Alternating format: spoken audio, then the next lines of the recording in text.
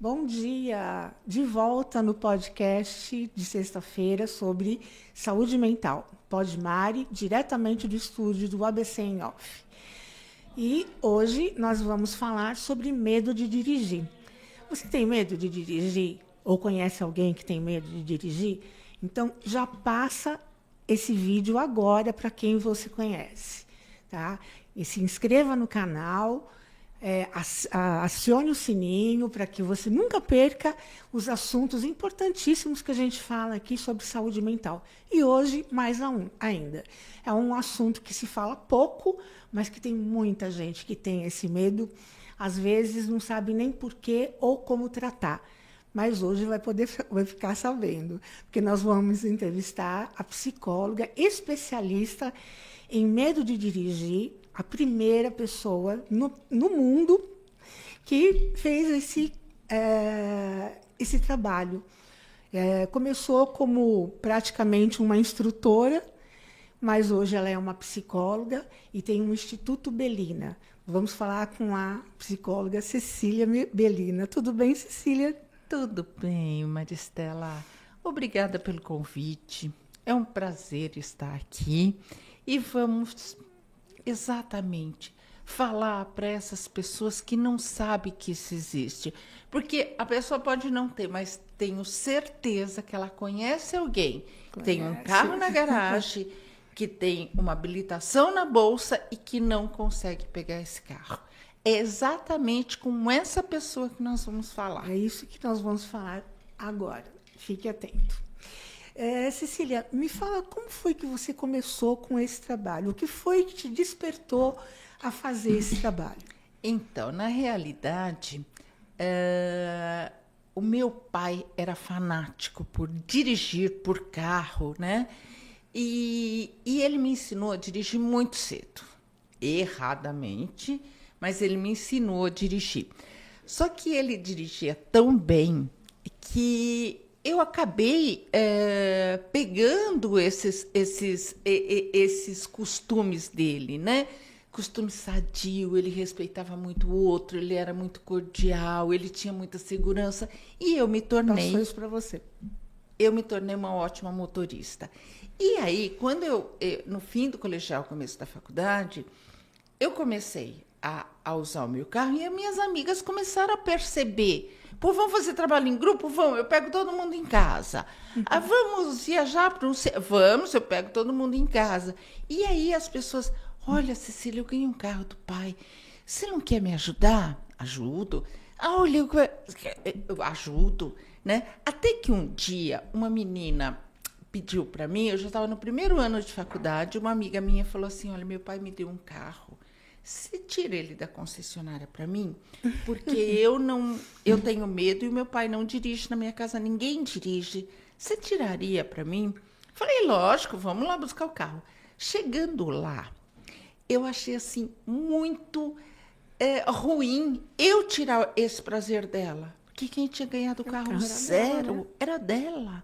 Eu vou tirar ele da concessionária, e eu falei assim para ela, vamos tentar você tirar. Não, imagina, eu falei com o pessoal da concessionária, eu falei, você me emprestaria esse pátio para eu treinar um pouco ela? Falei, senta aí que eu vou te treinar um pouco. E aí treinamos, demos algumas voltas, ela viu que ela sabia, ela tinha aprendido na autoescola, tal e coisa, bora levar esse carro para tua casa. Aí fomos, com muito comando, faz isso, faz aquilo, tal e coisa, deixamos o carro em casa. Aí o pai dela me falou assim, dá para você ajudar ela agora? Eu falei, ajudo, 2, 3 aulas, 2, 3 saídas, né? Como era. Eu deslanchei. Aí o pai dela me chamou e falou assim, olha, eu tenho carta. Você não me ajudaria igual você ajudou ela? Nossa. Eu falei, ajudo sim. Aí eu descobri o que era o medo. Porque até então eu estava mexendo com o medo do novo. Eu estava mexendo com aquele medo normal para todo mundo que vai começar um comportamento, uma atividade nova.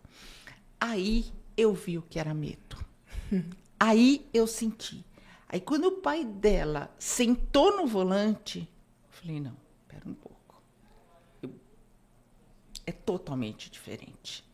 Ele tinha mais medo do que ela, Ele, então. ela tinha medo de novo, passou. Do novo. Ele tinha sintomas, ele tremia, ele não conseguia pisar no acelerador. A mão dele não conseguia nem acertar o câmbio. Ele suava frio, ele passava mal. Falei, opa! E aí eu fui tratando dele, porque ele queria tanto, que eu fui muito aos poucos. Estava no primeiro ano de faculdade, que tratando que eu fui Eu não sabia muito ainda. indo junto com ele, né? E fui indo, coloquei ele dirigindo. E aí eu percebi. E aí, junto com os professores, o que é isso? Por que esse sintoma? E aí eu comecei a perceber que existia, sim, o medo patológico que se chama fobia.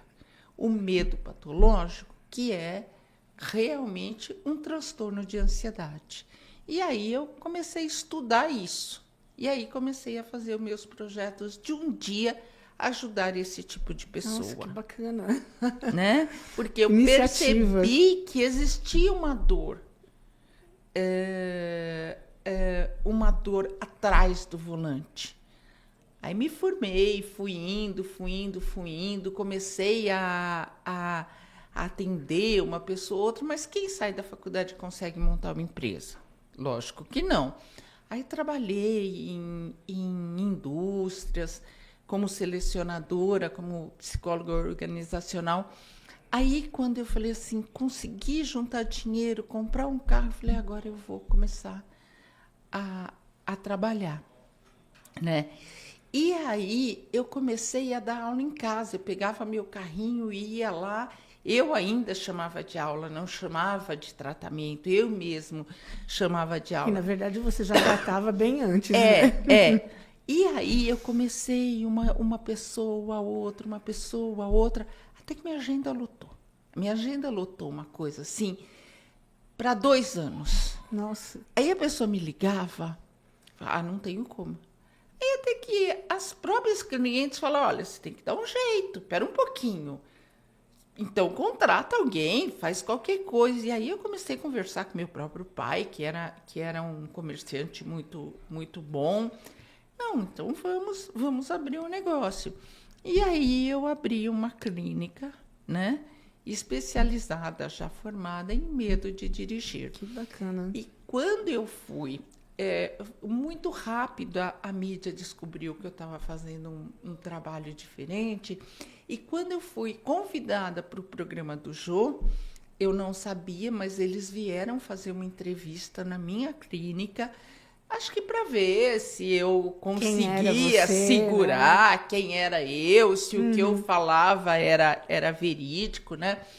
E aí eles fizeram essa entrevista, aí me aprovaram, me marcaram uma entrevista minha com o Jô, e aí eles falaram, você não é a primeira psicóloga do Brasil a cuidar dessa dor, você é a primeira psicóloga do mundo.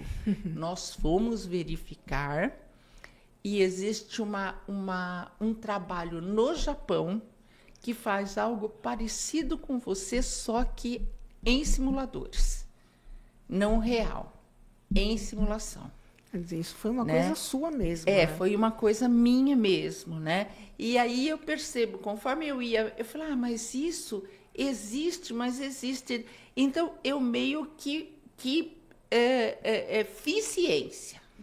Você acabou descobri descobrindo um método para perder o medo de dirigir. Porque o medo, na verdade, qualquer tipo de medo, né?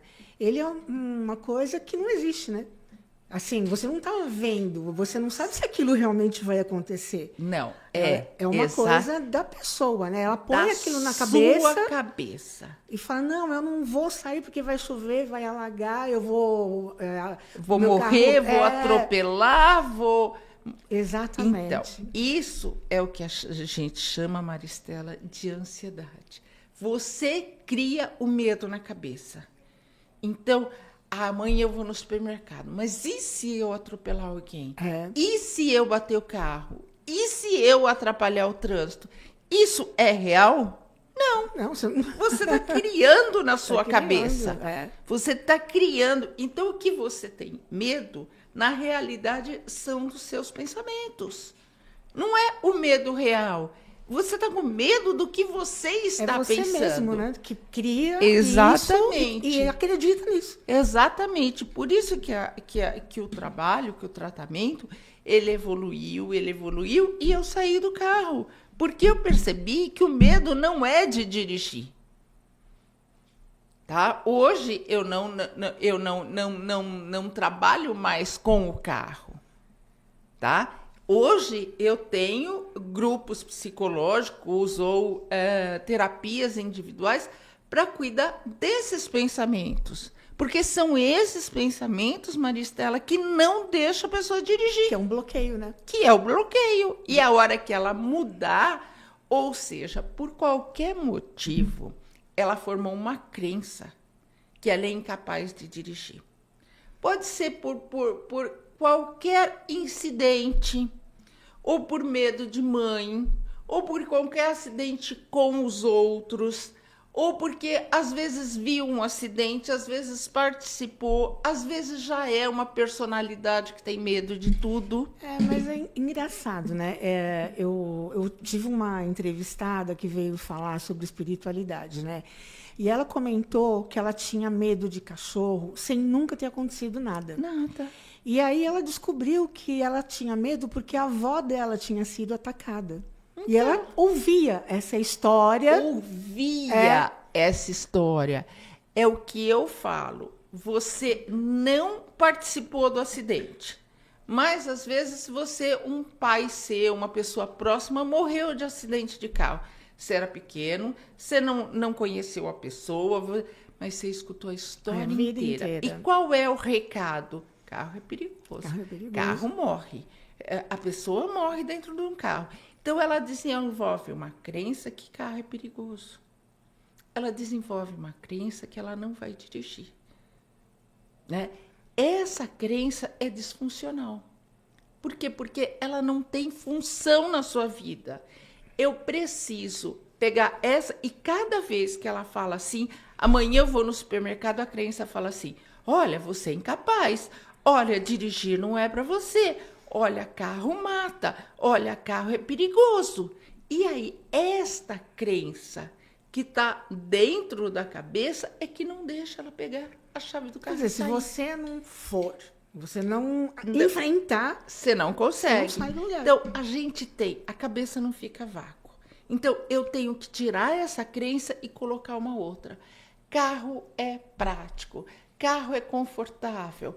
Carro dá prazer. Com certeza. Eu tenho que colocar uma outra crença no lugar dessa aqui, porque essa é disfuncional. E é liberdade, né? Exatamente. É a liberdade e a autonomia.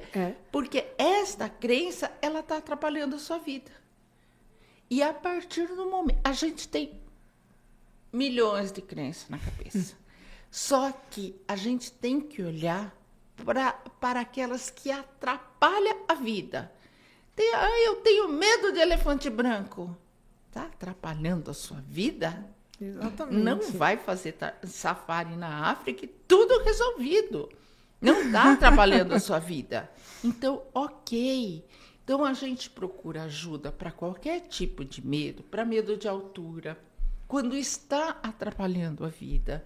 Porque o medo de altura, quem tem mesmo medo de altura, não é aquele medo de chegar na sacada, de olhar para baixo.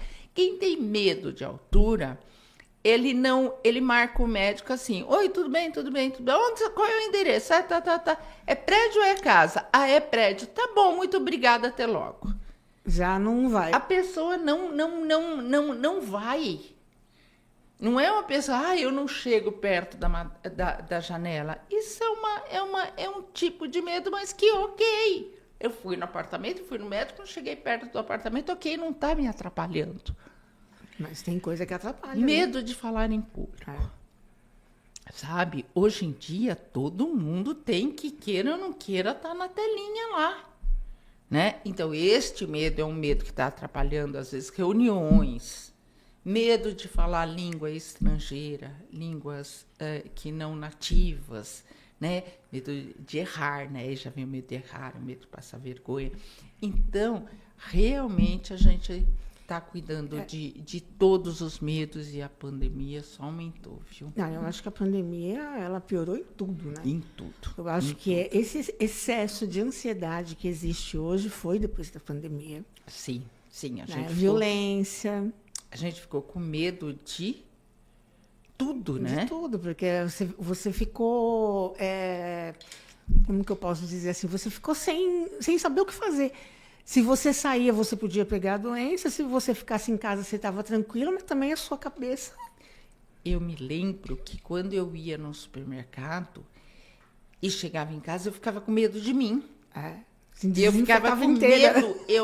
Pera, né? Então, você passou a ter medo de você mesmo, passou a ter medo da roupa, medo do sapato, medo de quem chega da rua. Você começou a ter vários medos, né? E aí a gente experimentou muito. E teve gente que generalizou e desenvolveu outros medos, o que não de ser contaminado. Pois é. E, então, agora, a gente voltando no assunto do carro, então quer dizer que a pessoa ela pode ter medo do novo e que pode ter um problema também. O medo do novo, ele some conforme a pessoa vai deixando de ser novo, tá? Então eu tenho medo de ir na casa da minha mãe. Eu fui uma vez, deixou de ser novo. Então, ela tem medo daqueles primeiras voltas. Aí deu a volta, vê o que é capaz, ela desenvolve. Então, é um medo que aparece no primeiro dia de emprego. Quem não termina a base no primeiro dia de emprego? O primeiro dia de aula. O primeiro dia de faculdade. O primeiro dia de andar de avião. Exatamente. Tudo é medo do novo. É medo do novo. Mas se for o medo do novo, ele some. Tá? Agora, se for o medo patológico, se for a fobia, ela não some. Mas aí tem que tratar. Aí é tratar. E resolve tratar essa fobia? Ou a pessoa vive com isso? Não. Ela vive com isso se não atrapalhar. Se não atrapalhar a vida dela, ela vive com isso. Agora, se atrapalhar, o único tratamento existente no mundo, e seja a filosofia, a psicologia, a psiquiatria que for, é o enfrentamento. É você enfrentar o teu medo. Agora é fácil falar. Enfrenta teu medo. Ah, tá bom, daqui a chave você... Não. Esse enfrentamento, ele tem que ser muito cuidadoso. Ele tem que ser muito planejado.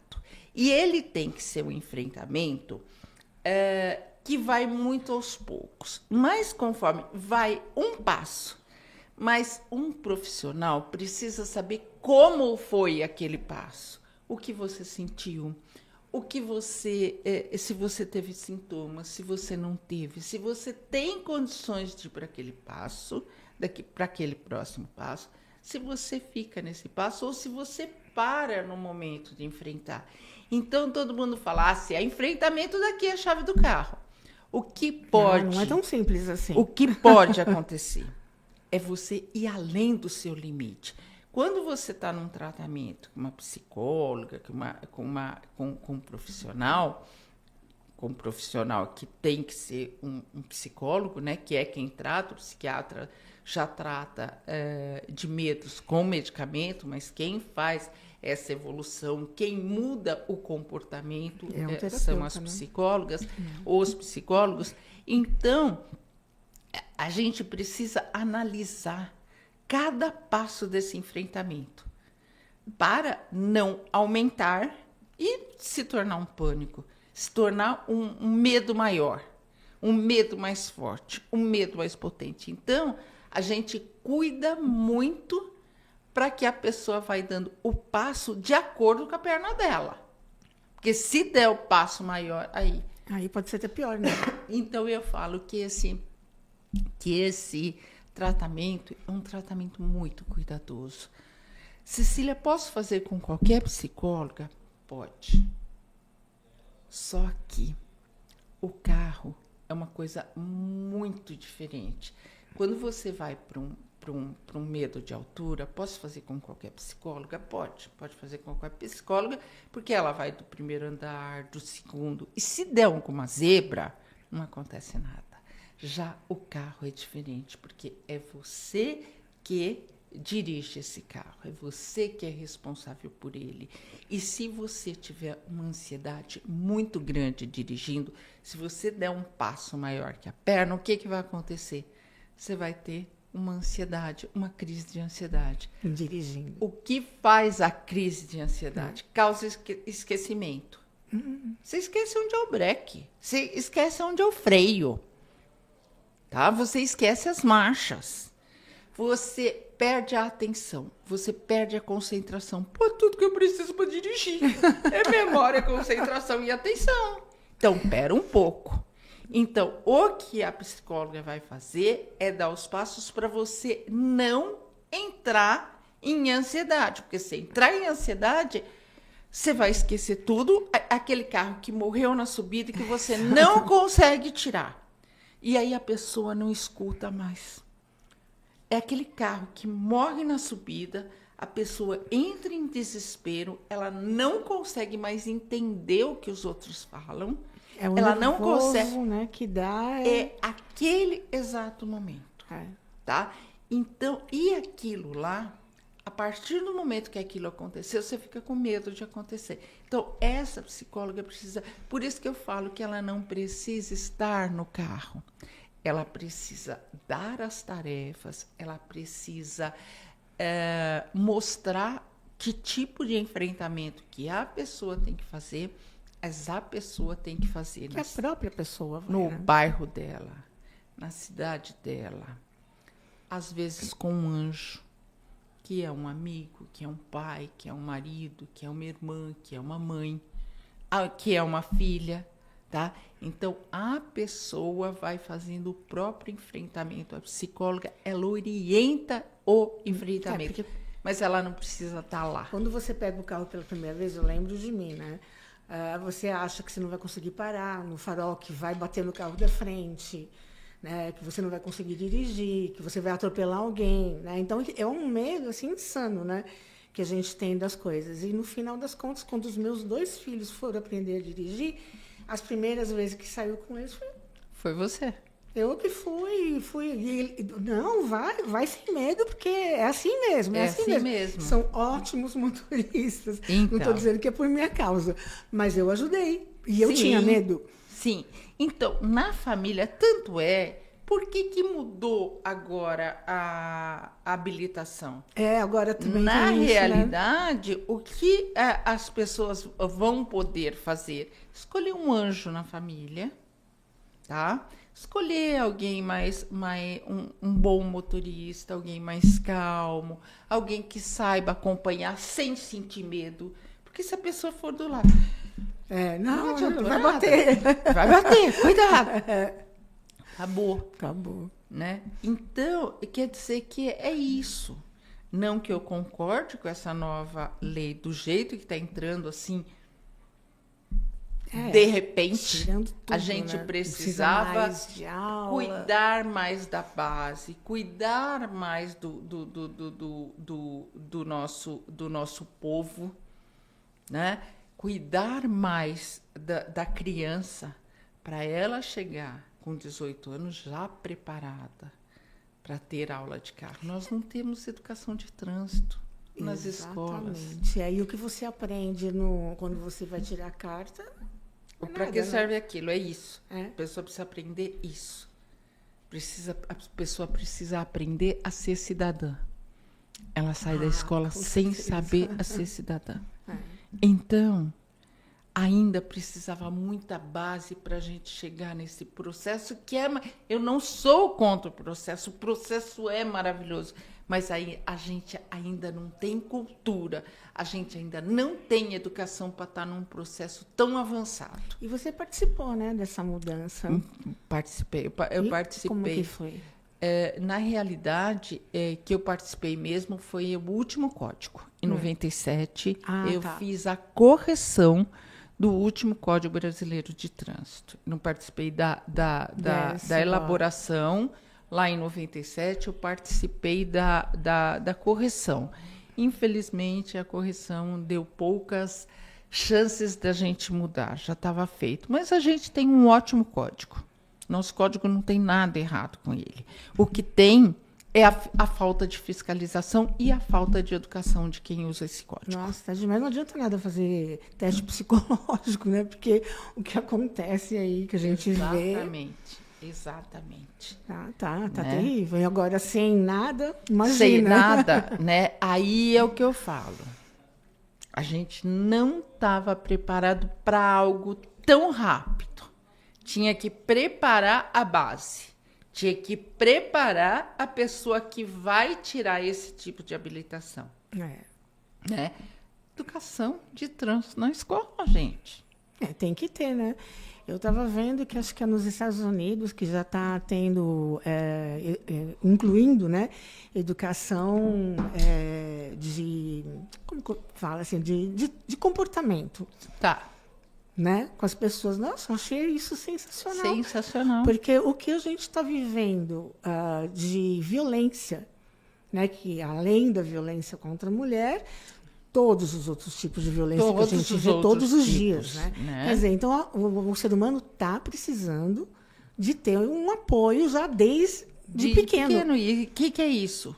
Banco de escola. Banco de escola, se não tiver... Ah, mas isso você aprende em casa. Como aprende em casa se pai e mãe não tem? Exatamente. Ninguém dá o que não tem. Ah, você aprende em casa educação de trânsito, educação isso, educação... cidadania, não aprende nada. Não aprende nada. Porque os pais não têm. Ninguém dá o que não tem. Então, precisava mudar a base. Eu acho a escola, sim, sem dúvida nenhuma, está muito obsoleta. Tá. Eu acho que precisava mudar muita coisa. Aí o MEC fala que no Código de Trânsito Brasileiro, no último, que é o de 97, ele fala que é obrigatório ter educação de trânsito da pré-escola à faculdade. Mas aí o MEC fala que quem cuida da escola é o MEC, não o Código de Trânsito. Então, quer dizer que nunca vai ter, nada. Né? Nunca vai ter. Porque o MEC fala... Aí o MEC justifica que não tem professores. Ensina para o professor de matemática, ensina para o professor de português, ensina para o professor de física. Mas isso daí precisa... Educação física. Aí eles alegam que os professores já têm altas cargas, tal e coisa. Agora eu te pergunto, 50 mil mortes por ano. Quanto custa isso para o Brasil? E culpa de quem é? Tá? Quanto custa? Eu vou só falar, eu não vou falar a parte emocional da perda. Eu só vou falar o quanto custa isso para o Brasil. A criança, a mulher perde o marido com 3 filhos. Quem passa a cuidar desses 3 filhos? É o governo. A pessoa fica sequelada e vai receber da Caixa, não pode mais trabalhar. Quem cuida disso é o governo. Os hospitais estão todos lotados, a parte de ortopedia. Por quê? Acidente de trânsito. Então se o governo... Sim, né? Então, tem a ver. Então, se você fosse um país que junta as coisas, olha, vou pegar esse dinheiro que está sendo investido e que está sendo desperdiçado em acidentes, é lógico que não é uma coisa a curto prazo, não. Vai sobrar aqui porque a gente vai ter menos acidentados, menos afastados, menos crianças sem pai, menos crianças sem mãe, e vou colocar na educação. Exatamente. Então, a gente junta as duas coisas, né? O medo que a pessoa tem de dirigir também é proveniente disso. Dessa violência do trânsito. A violência do trânsito. Então, você já tem medo, você já tem um problema. Aí você vai pegar outro problema. É uma das causas. Então, você não vai. É uma das causas. É uma forma que você tem de se defender, né? Porque, assim, uma das causas do medo de dirigir é que aonde você vai se comportar? Você vai se comportar num ambiente violento, num ambiente caótico, num ambiente agressivo. Então, você tem medo de se comportar naquele ambiente. Já diferente, quando você tem medo do primeiro dia de trabalho, você não tem um ambiente violento. Não é uma coisa que vai te prejudicar. Primeiro dia de aula, não é um ambiente violento, só que aqui eu tenho que preparar esta pessoa, por isso que eu falo que é cabeça, Maristela. Eu tenho que preparar essa pessoa para se comportar sem ansiedade, porque eu já falei que é a ansiedade o que causa, sem ansiedade nesse ambiente. Então, eu acho que para cuidar de medo de dirigir, eu ainda aconselho os especialistas. Eu fui a primeira, mas hoje tem vários. Tem vários. Né? Hoje tem vários. Mas tem que ser um psicólogo, pelo amor de Deus, um instrutor de autoescola, não. Porque eles são incapazes de cuidar de psicologia, eles são capazes de dar aula. Dar aula, mas aí daí, o medo da pessoa.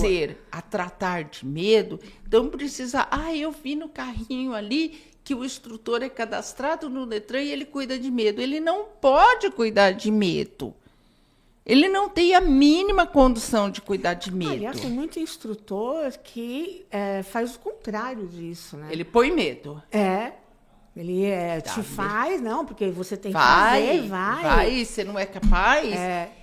Eu já te falei. Ai, como eu odeio esta frase de instrutor. De qualquer professor. Eu já te falei. O que esse profissional está dizendo para o cliente? Você não tem capacidade de aprender, porque eu já te falei, você não aprendeu? Você não entendeu nada, né? Então, quer dizer que o instrutor, não tenho nada contra instrutores, eles são feitos para ensinar a dirigir. Tem profissionais qualificados, tem profissionais muito ruins, tem profissionais péssimos. Mas o objetivo deles é ensinar a pessoa a dirigir. E o medo está na cabeça. E mudar regras arraigadas desde pequena... Como tudo, né? Não dá para o instrutor fazer isso. Então, não... E olha, eu falo mais uma. O preço de uma aula, escuta o que eu vou falar, o preço de uma aula para habilitados é muito equivalente ao nosso preço para a pessoa tratar da cabeça. Que é muito mais válido, né? Que é muito mais válido. Com certeza. Né? Então, quer dizer... que essas pessoas que têm medo, Maristela, elas não precisam ter a vida prejudicada por causa desse medo. E prejudica. Prejudica, porque é o que a gente estava falando, né? É a liberdade que você tem, a autonomia de ir e vir, fazer o que você quiser, sem depender de ninguém, né? Porque não é um luxo dirigir, é uma necessidade. É uma necessidade. Sabe, se alguém, vamos supor, você está em casa, alguém está passando mal. E aí, tudo bem, você tem como chamar o SAMU. Mas você está lá, se você dirige... Às vezes não é caso de SAMU, você né? Pega e Às vai. vezes a pessoa está vomitando, está passando mal. Não é um caso de você precisar de uma ambulância que pode servir a outro, infartando, tendo um AVC, sendo acidentado. Então, às vezes é uma crise. Você pode levar essa pessoa. Você se sente um inútil ali, né? Sem poder fazer nada. Uma coisa que eu acho assim... O sonho das minhas clientes, qual é? Fazer supermercado. Por quê? O marido leva, o filho leva, só que, olha, vamos lá, você tem meia hora para fazer o supermercado. Tem uns maridos que gostam de fazer supermercado, mas tem uns que não suportam. Olha, tô perdendo meu jogo. Olha, não sei o quê. Né? Ou ela vai de Uber. A cara feia que o Uber faz para abrir o porta-mala e colocar compra quando eles aceitam. Quando eles aceitam, né? Então, ela tem vontade. Ela fala assim, encontro uma super oferta de papel higiênico. Não posso, encontro uma super oferta de óleo. Como é que você vai levar uma caixa de óleo? Uma caixa de leite? Então, o sonho de toda... mulher que começa a dirigir, e os homens também, é ir no supermercado e não ter limite para comprar. Posso comprar peso, posso comprar volume, aí eu ponho no meu carro. Então, é uma das primeiras tarefas dela. Eu acho, sinceramente, minha opinião, que a coisa mais gostosa que tem é você estar sozinha, para você poder ter o seu tempo, comprar o que você quer, sem ter ninguém te perturbando atrás. Tem gente que gosta de comparar preço. Tem gente que gosta de comparar marca. Tem gente que gosta de passear em supermercado. Tem gente que demora meia hora para escolher uma dúzia de laranja. E daí? E isso é a qualidade de vida, com certeza. Porque a hora que você vai no supermercado com tempo, você não tem qualidade. Não, você não vê nada. Você esquece. Exatamente. Né? Então, ela perde a qualidade de vida. Ela perde a chance de levar o filho dela na escola. Ah, mas tem perua. Quanto custa perua? Sabe? E o quanto vale você pegar seu filho na escola? Exatamente. O prazer de você pegar. Ah, tem uma perua, mas olha, ele mora 15 minutos de casa, só que ele chega uma hora depois. Por quê? Porque aí o risco que essa criança corre. Tá? A perua, para quem não tem, para quem não tem outra alternativa, você tá com o carro em casa e o seu filho tá vindo de perua, pô. Então, o peru escolar, a perua chamava na minha época, peru escolar, né? Hoje é van. Desculpa, hein, gente? Desculpa a idade, desculpa, van escolar, né? Transporte escolar. Na nossa época, na minha época, e acho que na tua também, era perua escolar. Então, é isso. Tira a liberdade. Me fala uma coisa. Eu ouvi falar de que 6% da população, não sei se é brasileira ou do mundo, tem medo de dirigir. Nesse 6%, é mais mulher? Ou homem? Ou é só mulher? Como que é? Eu vou repartir em duas. Primeiro eu vou falar dos 6% e depois eu vou falar da população mulher e homem. Tá. Essa estatística saiu numa revista da Abramet. A Abramet é a Associação Brasileira de Medicina de Tráfego, né? Muito, muito poderosa. Só que discutindo na própria Abramet, apesar de ser de medicina de tráfego, eu faço parte da Abramet, de alguns encontros da Abramet, ninguém sabe aonde arrumar esse dado. Teve gente até que falou, Cecília, você como pioneira, foi você que trouxe esse dado. Não fui, porque eu não tenho como. E aí a gente discutindo, não tem como medir isso no Brasil. A gente só teria uma chance de medir isso, que não daria certo, mas seria que cada pessoa que for renovar a habilitação, você perguntar se essa pessoa dirige ou se ela não dirige porque tem medo. Sim. Mas quem vai falar? Saber, né? Mas quem vai falar lá na hora do médico fazendo o exame médico, vai falar, não, eu não dirijo por medo. Tem medo de perder a carta? Lógico que não vai falar. Então, não tem como a gente saber. Agora, eu que trabalho com isso há 40 anos, que fiz o método, que desenvolvi esse método, eu acho que faz sentido. Mas eu acho que é um dado que copiaram de países. De alguns países. Que alguém lá na Abramet, algum consultor, copiou de algum país. Mas faz sentido. Não é muito fora, não. Eu que mexo com isso há tanto tempo, eu acho que fica bem perto de 6% a 10% aí, tem medo. Desses medrosos, dessas pessoas que têm medo de dirigir, 80% são mulheres. E de 15% a 20% são homens. É porque tem homem também que a gente sabe que não dirige, né? Mas é bem pouco. É bem pouco. Porque o homem, o carro ainda é tido como um objeto masculino. Então, um carro em casa é do pai, né? O carro ainda é tido como masculino. Tanto é... Um brinquedinho de menino. Obrigada. o brinquedo de menino. É. Por que você não leva carrinho pra menina? Porque a menina gosta de emoção, a menina gosta de boneca, a menina gosta de afeto. Por que você leva carrinho? Porque ele gosta de velocidade, ele gosta de agito. Foi feita essa diferença, né? Foi feito. Foi feita. E aí eu não sigo mais. Eu adoro dar coisa invertida, da boneca para menino e da carrinho para mulher. Eu adoro, né? Meu sobrinho neto, eu não tenho neto, mas eu tenho um sobrinho neto. Quando ele fez 2 aninhos, eu levei uma cozinhinha para ele, uma cozinha de chefe para ele, né? Tipo assim, cozinha não é coisa de mulher. Vamos começar. O homem também em casa, vai ter uma família. Aí fora os que não são profissionais, né? Então, ele acha muito que o carro é dele. E o carro parece assim que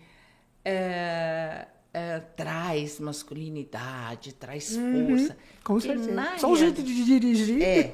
Exatamente. Na realidade, o carro ele foi projetado para dar velocidade e força para o homem.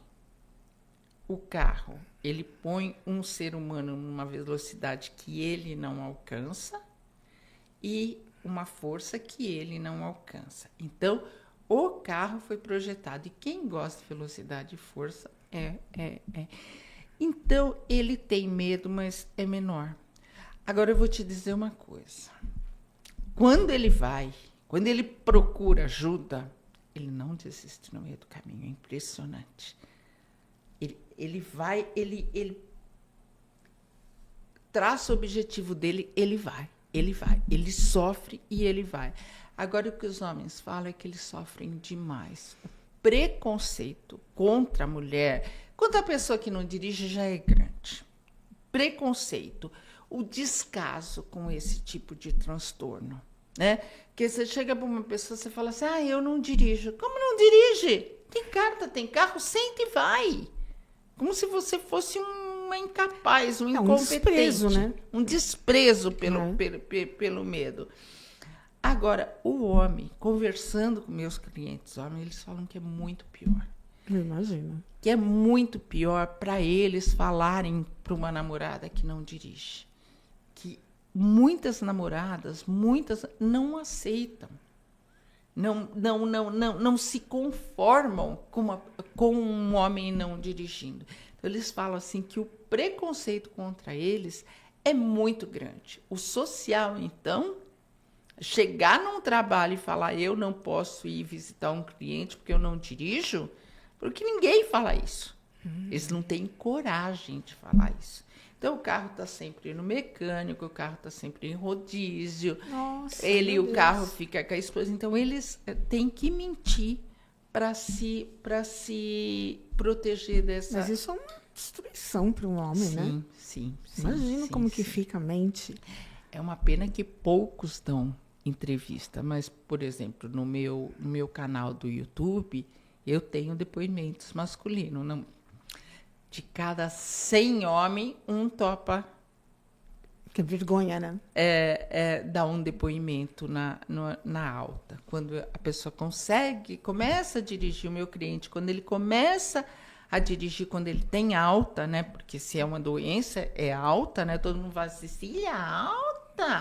Sim, alta. É uma doença, é um transtorno. Quando ele se livra, é uma alta. Quando ele tem alta, ele deixa um depoimento, né? E poucos homens conseguem, mas tem depoimentos masculinos lá dizendo o quanto é sofrido ser homem. Nossa, eu não faço ideia, porque é difícil, né? Você ver um homem que não dirige, mas existe. Existe bastante. Agora eu gostaria que você falasse, né, para a gente saber do seu instituto, né? Que é uma coisa maravilhosa que você teve essa ideia, né? Foi uma ideia sua, né, de fundar o Instituto Belina. E você cuida das pessoas que têm medo de dirigir, mas não só isso, né? Então vamos começar. Quando nós temos um tempinho ainda? Tem tempo? Tem. Então tá. Quando eu comecei, eu montei... quando eu comecei no presencial, que eu ainda utilizava carro, eu montei a clínica escola. Tá? A clínica escola trabalhava com a parte de aprendizagem e a parte de tratamento, porque eu ainda acreditava que eu precisava do carro lá. Mas aí o que foi acontecendo? Foi acontecendo que as pessoas não precisavam de aula, que as pessoas já sabiam dirigir e elas chegavam lá e queriam só o tratamento. Até que uma hora aqueles carros, aqueles instrutores lá, começou a se tornar obsoleto, porque a pessoa ou já tinha feito na cidade dela aulas para habilitado, ou ela vinha para se cuidar ela já tinha feito aula e não tinha dado certo. Mas não é por aí. Porque a aula, quando você faz a aula, Maristela, o que acontece? Você, como instrutor, você anda. Vamos pegar uma estrada, vamos fácil, pegar né? uma coisa. Por que você vai? Porque você sabe dirigir.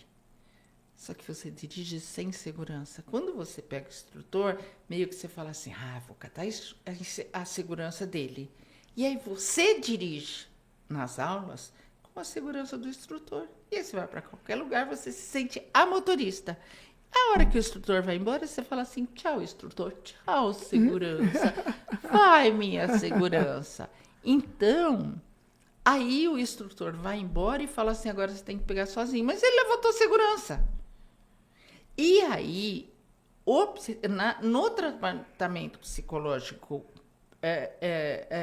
com o enfrentamento, mas com ela enfrentando o carro, sem o instrutor, ela começa a desenvolver a segurança nela.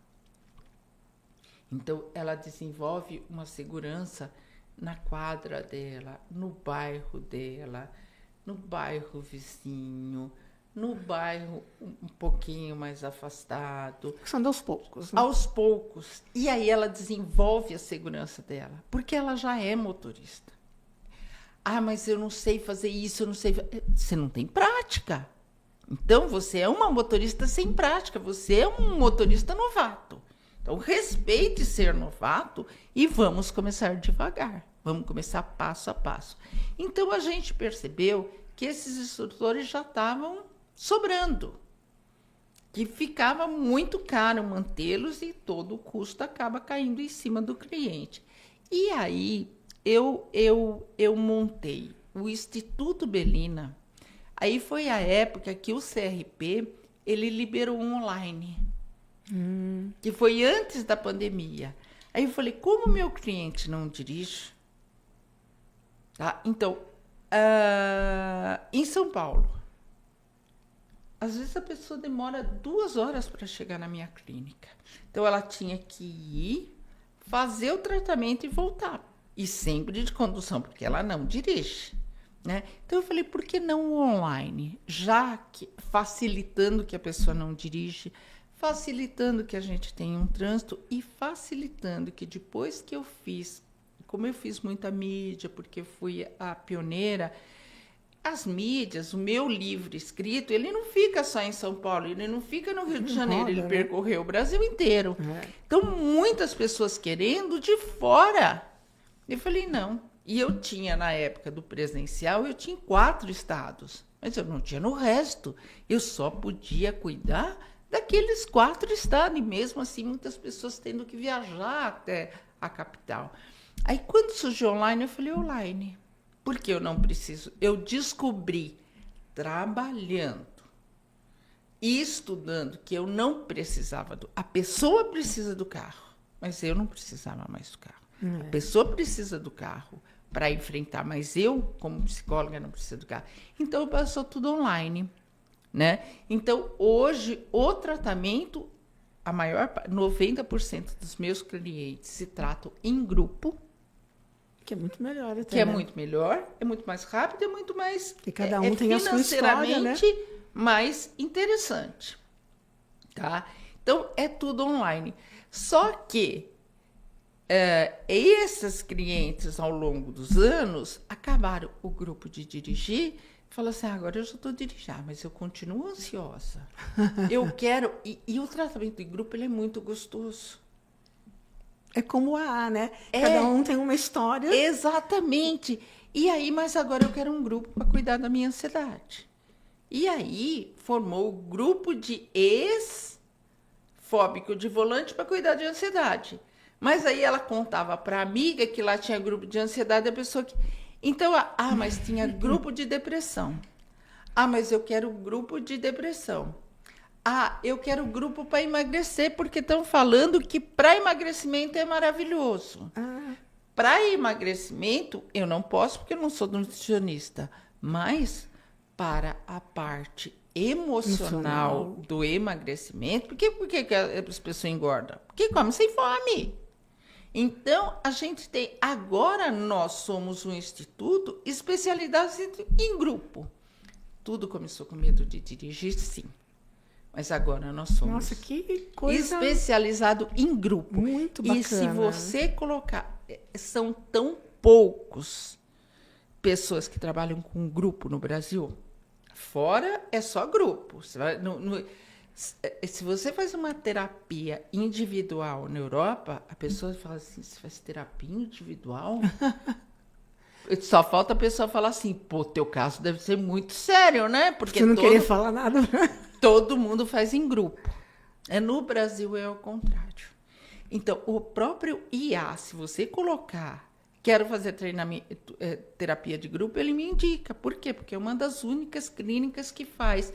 Porque para você fazer terapia de grupo, você tem que ter um montante. Você tem que ter muita gente, porque você tem que ter muito horário. Sim. Né? E como eu venho 40 anos indo, sou bastante conhecida. Então, a minha clínica está virando, ou já virou uma clínica referência em grupos terapêuticos. Você que faz tudo? Não, somos uma equipe. Não, nem consigo. Somos uma equipe. Tá. Somos uma equipe de várias psicólogas. Senão seria muita coisa, né? Psicólogas especializadas em outras áreas. E você atende de outros países também? Atendo. Eu nunca atendi, aliás, já atendi, mas assim, pessoas que falam português, né? Mas eu atendo gente que mora fora. Então, eu atendo brasileiros Suíça, que moram Portugal, fora. Estados Unidos, Canadá. Ontem entrou uma do Canadá, né? E já também não foi para o grupo de medo de dirigir, né? Então, estou atendendo brasileiros que moram fora, sim. Então, deixa o seu endereço para que as pessoas te conheçam mais ainda, porque sempre tem alguém, né, que está querendo e não sabe quem procurar, né? Então, aí a rede social é @psicóloga Cecília Bellina. É o do Instagram. Ou Instituto Bellina. Que é um site. Instituto Bellina entra no site, mas se colocar o meu nome, Cecília Bellina com 2 L, já aparece alguma coisa. Já aparece no Google. No Google. Colocou em procura no Google Cecília Bellina, já aparece o Instagram, já aparece o YouTube. O YouTube é muito interessante, porque o YouTube tem as entrevistas, tem o YouTube já aparece, até o TikTok aparece. Então, Cecília Bellina. Basta a pessoa Cecília Bellina com 2 L's, que já aparece. Tá certo. Muito obrigada pela sua participação. Adorei você, adorei saber dessas coisas todas que você falou, que, como a gente tinha comentado antes, né, fala-se muito pouco sobre isso, mas existe muita gente com medo. Precisando. Né? E às vezes o medo, quer dizer, às vezes não, né? O medo é um problema, né? É um problema. Então, se não for um problema patológico, sei lá, às vezes você não tem ajuda também, né? Não de ninguém, tem ajuda. Nem apoio, né? Isso, de uma não pessoa. tem. E poucos tratamentos para medo. O medo ainda é muito mal visto. Porque a gente ouve falar ansiedade, depressão, né? Isso, aquilo, mas e o medo, né? Exatamente. Fica onde? E nós estamos lá, o Instituto Bellina está para cuidar de qualquer medo. Tá bom. Medo de avião, medo do que for. Também, medo de avião. Foi um prazer conversar com você. Você é uma simpatia. Obrigada. O relacionamento fluiu tão gostoso. Foi, realmente. Foi muito uma gostoso. Conversa bem... Ficaria aqui mais Eu tempo. também. Mas a gente tem um tempo. Exatamente. Então tem que terminar. Mas muito obrigada pela sua participação e voltaremos a nos ver Pode ser, a gente pode falar de outra coisa. Falando de outras coisas, porque Tá você bom. é uma psicóloga, né? É. Então, o assunto é o que não falta. Uma coisa que estão pedindo muito agora é o emagrecimento emocional. Falar sobre emagrecimento emocional. É um assunto que a gente pode falar. Isso. Porque o que as pessoas estão vivendo hoje está afetando em tudo, né? Está afetando em tudo. Sim, a gente marca uma outra vez. Tá bom, obrigada, Foi um prazer Cecília. vir aqui. Obrigada Prazer pelo foi meu convite. também. Bom, gente, o podcast de hoje termina aqui. Espero que vocês tenham gostado. Se não conseguiram assistir, fica gravado. Você vai lá no podcast, no Podmari, ou aqui mesmo no ABC em Off, procure sobre medo de dirigir, que é sensacional. Para quem tem medo, para quem conhece alguém que tem medo, vale muito a pena, porque tem coisa que a gente nem imagina. Então, vá lá, procura e assistam, tá? E sexta-feira que vem tem mais podcast. Até lá!